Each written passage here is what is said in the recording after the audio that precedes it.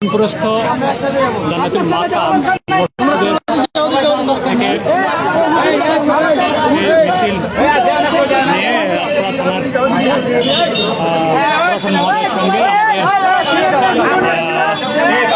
ইমাম সাহেবকে পাঠানো হয়েছে।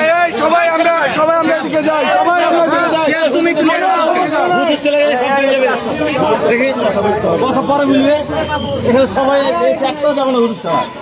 হুজুরকে পাঠিয়ে তো কথা বললে আবার ঢুকে আছে পাঠান তো। তামিম ভাই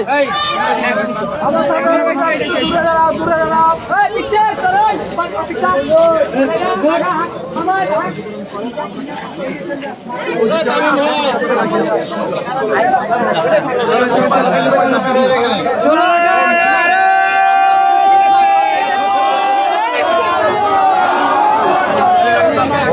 পাচ্ছেন এই মুহূর্তে রাজপাড়া থানাস্থ সেই প্রশাসনের সাথে কথা বললো আমাদের ইমাম সাহেব এবং দেখতে পাচ্ছেন প্রতিবাদ মিছিলে মানুষের উচ্চ পড়া ভিড় যেন এটা কোনো ধরনের বিশৃঙ্খলা তৈরি না হয় এজন্য প্রশাসনের পক্ষ থেকে থানার মুখে যেহেতু আমাদের এই মিছিলটা নিয়ে আসা হয়েছিল এই জন্য আসলে প্রশাসনের পক্ষ থেকে যে জোরালো ব্যবস্থা গ্রহণ করা হয়েছে কোনো ধরনের বিশৃঙ্খলা না হয়।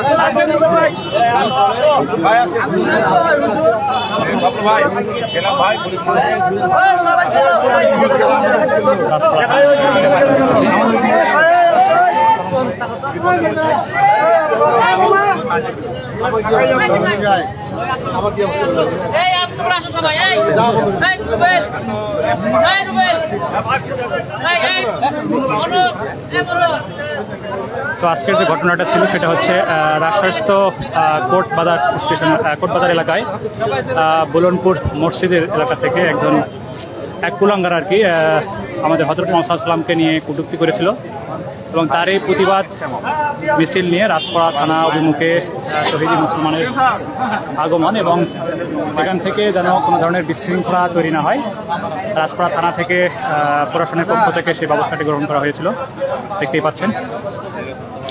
তো এই ছিল আসলে আজকের মতো প্রোগ্রাম।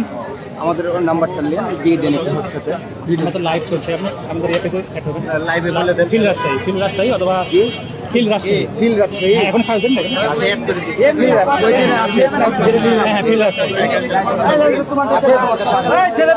এবং এখান থেকে আমাদের আজকের যে লাইভটি শেষ করলাম এবং আগামীকাল যারা যারা আসলে আমাদের এই মিছিলে অংশগ্রহণ করবেন তারা আগামীকাল 9:30-এ রাজশাহীস্থ কোটবাজার এলাকা বুলনপুর জান্নাতুল মাকাম মসজিদের দিকে আসবেন এবং এখান থেকেই আসলে আগামীকাল 9:30-এ মিছিল বের করা হবে।